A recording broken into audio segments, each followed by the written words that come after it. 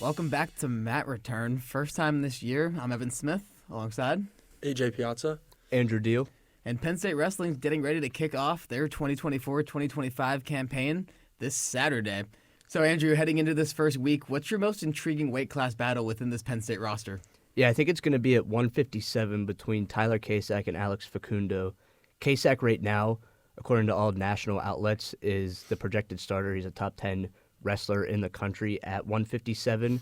And last year he kind of bounced around different weight classes, filled in for different spots. But this year it looks like he might have the edge so far, but Facundo's right behind him and has been very successful so far in his career. So that's going to be a really interesting matchup to follow along with in the early parts of the season. Yeah, mine's definitely going to be Josh Barr and Lucas Cochran at 197. I think that Barr definitely is the favorite to start right now, but Cochran has a lot of experience and has wrestled at 197 before. Last year he was at 285, but I really think that they might just platoon those two to start, and there's a chance that Cochran ends up actually stealing the job from Josh Barr.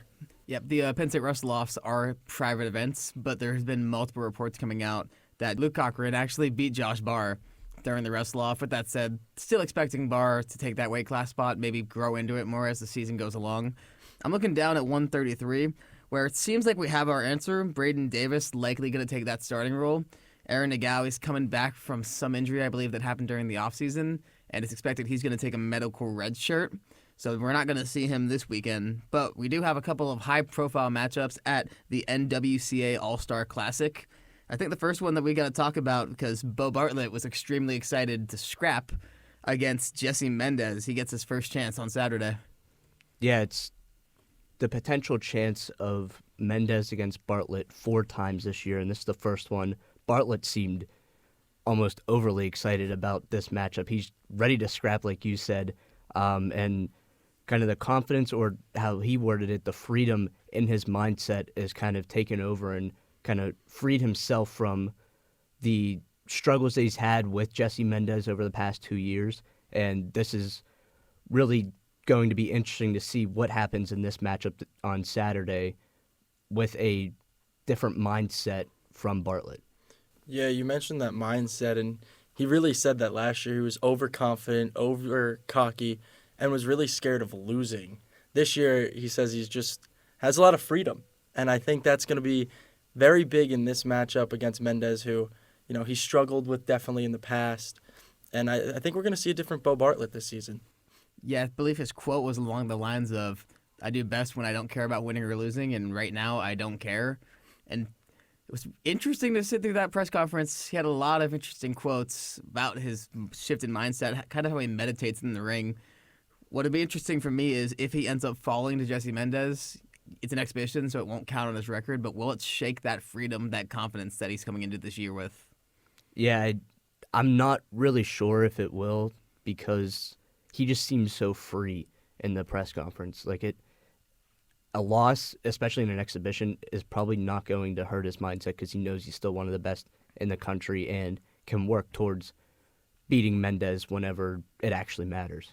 Yeah, and this is a classic that people voluntarily do. I don't think, not that he won't take it seriously, but I'm not sure that this will really affect him as the season goes on. Going up the lineup, we have a match at 149. Shane Van Ness having his first match since getting injured early in the year last season. He'll take on Ty Waters out of West Virginia, the number 3 ranked in the weight class. How do you guys expect him to look coming back from that leg injury? Yeah, I'm not entirely sure how he's going to look, because it's his first real match after the injury, and it's against another top 3 opponent. So definitely interesting to see how he performs. Coach Cale Sanderson seemed pretty confident that he was going to be back to full strength right away, so definitely something to keep an eye on to see if he is 100% and how he performs against Ty Waters from West Virginia. Yeah, it's very useful for Van Ness that he's doing this just to get back in the ring after missing or on the mat, since he's missed so much time. But it's going to be a tough matchup against Waters, who you said is the 3rd best person in the class. So we'll definitely see what he's going to look like to start the year.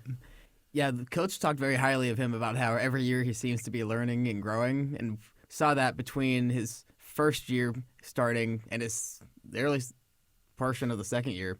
Took a major leap. I think maybe this time off might have helped him even more, maybe grow into that 149 spot. So I expect Shane Van Ness to have potentially a breakout year. He should be a top national championship contender in my mind. Moving up again, we got Tyler Kasak taking the spot at 157, potentially hinting at what we're going to see out of that position battle. He'll take on Peyton Keller.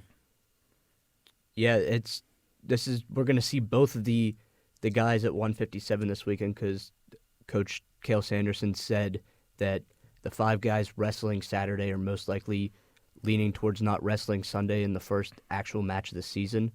So Kasak will go in the exhibition against a top 5 opponent, so we'll really see how he performs against a pretty good opponent, and then we'll be able to see Alex Facundo the next day, likely at 157 against Drexel. Yeah, basically just reiterating what you said. We'll definitely have a chance to see both people or wrestlers at 157, and I think this is going to be basically an even match, so this is going to be pretty exciting. Honestly, it might be my favorite matchup of this classic. I really think this is going to be the most even one, so I'm excited to see what Kasak's going to show on Saturday. Yeah, Kasak going up against the MAC champion. Do you think if he lives up to that potential that he's supposed to have by taking the starting role, it should be a fairly easy contest for him? But you never know until you get there, and again, it being an exhibition might change the way of thinking there.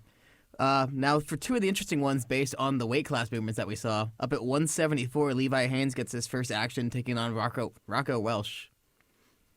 Yeah, I mean, this is one of the best wrestlers in the country, pound for pound. Like, it's not just in his weight class, it's across every weight class. Levi Haynes is one of the best in the country, and moving up 2 weight classes, it's going to be interesting to see how he performs.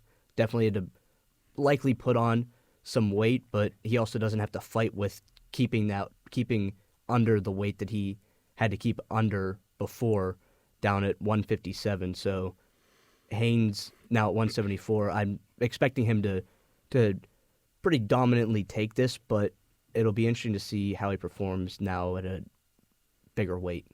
Yeah, I wouldn't say I'm expecting him to dominate just because it is his first match up 2 weight classes, which is more difficult than people really realize. And as good as Haynes is, obviously one of the best pound-for-pound wrestlers in the country, it's easier to maintain a higher weight, yes, but it's still something he has to maintain. Like, he can't go too low, like under the weight. So I think this will definitely be a good showing to see what he can do at 174. And I expect him to dominate more as the season goes on, but this one might be a little bit of a rough match for him just to start. Yeah, Rocco Welsh was the national runner-up last year, so it's not an easy draw for Haynes at his first match up to 174. He was absolutely dominant, undefeated last season. I do think he will succeed in this new weight class. If he loses him, we can probably write it off as exhibition. But moving up 1 more weight class, this is the match that I'm most excited for. Carter Strachey moving up to 184. He's taking on last year's national champion and number 2 ranked Parker Kakaisen. Yeah, I mean, if there's one guy that's going to wrestle both days, I think it's Carter Strachey because he just wants to go to war, essentially. Strachey just wants to fight, and so it's no surprise that he's wrestling here, and I expect him to continue to live up to the legacy that he's already built here at Penn State. And now moving up a weight class, he has a chance to be a 5-time national champion, but this time being at 184. Yeah, Strachey at media was thrilled to be at 184. He doesn't have to cut weight. This is his natural weight. And I expect him to dominate this matchup and just the entire season. Obviously a 4-time national champion. Could be a 5-time national champion. We'll see. But I expect him to absolutely dominate in this matchup on Saturday. Yeah, jumping up to 184, already being ranked number 1 in the nation. That just shows the amount of respect on Carter Strachey's name. You usually don't see those weight class jumps. Levi Haynes is stuck at number 2 since he moved up. With that said, his test is the former number 1, the national champion, Parker Kakaisen. So if he wins this match, if he does it dominantly, that's going to be a preview for what this season can be. Last match going up to all the way up to the heavyweights, 285. Greg Kirkfleet's going to take on Nick Feldman. I actually think Kirkfleet's not going to Yeah, wrestle. Kirkleek won't be in that matchup. It was a late scratch for him at heavyweight. No injury or anything like that. Just kind of scheduling-wise didn't work out for him. Yep, kind of forgot the website had it still listed there. But for Greg Kirkfleet, we saw him wearing that shirt, Win, Greg, Win. Earlier this week, we got some news that might put a bit of a hamper in that plan as Gable Stevenson came out of retirement from Minnesota. Former national champion, former Olympic gold medalist, one of the most dominant wrestlers that we saw. Do you think he's still going to have it at his age 24 season after taking that year-long break? I'm going to say yes. I think Gable Stevenson will be just as dominant as he was when he was wrestling. He did so many other things in between. He joined the WWE for a little bit, then he played for the Buffalo Bills, and then he became an Olympic gold medalist. Now, emphasize the Olympic gold medalist, but that's not something that's easy to do. That just made Kirkfleet's way to maintain another undefeated season and become a back-to-back national champion a lot more difficult with him coming back and wrestling one more year at Minnesota. Yeah, I'm interested to see where the initial ranking is for Gable Stevenson, if he is ranked at all, because he's been removed from collegiate wrestling for a decent amount of time now. He's not ranked right now, but I think if he sort of even performs to the most part up to how he was before, the heavyweight division is going to be the most watched division come national, like Big Ten championship time and national championship time, because you could have Kirkfleet against Gable Stevenson both times in the championship. Yeah, Penn State does not have to face Minnesota in the regular season at all, so that matchup will be put off to the tournament. What's scary is it seems like Gable is extremely motivated after being down on his luck. His WWE run ended almost disastrously for him and then didn't even make the NFL team out of camp. Also tried out for the Ravens last weekend, about 2 days before making that announcement. So he's down on his luck. I think he's taking this as a return to home. I expect him to be back on and rolling. Before we wrap it up, any other people in the lineup that we want to shout out? I'll give it a start up at 165. Mitchell Messenbrink entering the year ranked number 1. He's highly motivated, and it's going to be interesting to see the competition with Sammy Sasso out of Ohio State. Those two have gone back and forth in the past. I believe Sasso also used to wrestle Bo Bartlett down a weight class before moving up. So Messenbrink's the guy that I expect to take a national championship and live up to the hype, but he's got a lot of competition in that 165 weight class. Yeah, Messenbrink was just purely dominant last year. He's so quick on his feet and is just ready to attack at all times. But I'm going to go to 125. The expectation is it's going to be Luke Lillidahl, the freshman, at the 125 weight class, and I'm just interested to see how he performs early on in the season at a prestigious university for wrestling, being the guy at 125 most likely, just to see. I mean, he's already ranked, not too high, but he still is ranked, and so does he take that jump that Braden Davis did throughout the season and jump up into the top 10 pretty fast? So I'll be interested to see how he performs throughout the beginning part of the season. Yeah, I'm going to have to go with the person who was at 125 last year. I'm going to give my shout-out to Braden Davis. I know we talked about him a little bit earlier, but after a great season last year at 125, he still jumped up to 133, so it's a little bit different for him. And I'm just curious to see, once maybe Nagao comes back, if he's able to keep that spot. But I expect if Davis dominates as he should, he's going to run away with it.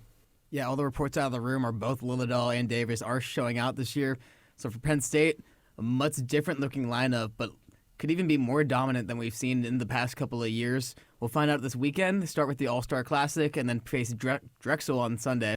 Thank you for joining us for our first episode of Matt Return. Evan Smith. Andrew Deal. AJ Piazza. We'll see you back here next week.